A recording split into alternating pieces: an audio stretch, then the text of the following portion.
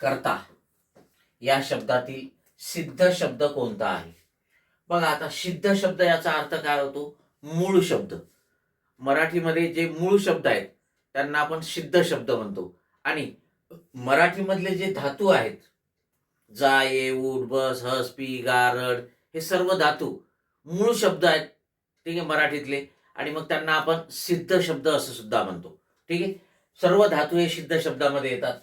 मग आता कर्ता, ठीक आहे, हा जो शब्द आहे, ठीक आहे, या शब्दातला सिद्ध शब्द आपल्याला ओळखायचा आहे. म्हणजे कर्ता हा शब्द कोणत्या मूळ शब्दापासून तयार झालेला आहे?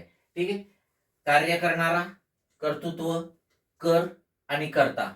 ठीक आहे, तर कर्ता या शब्दामधला मूळ शब्द, ठीक आहे, मूळ धातू तो आहे कर. कर पासूनच कर्ता हा शब्द तयार झालेला आहे. ठीक आहे, कर पासून करून, करणारा, ठीक आहे, करावे, कर्ता, हे सर्व शब्द याच्यातला मूळ शब्द कोणता असतो? मूळ धातू कोणता असतो? कर. आणि म्हणून आपलं उत्तर काय येणार? कर.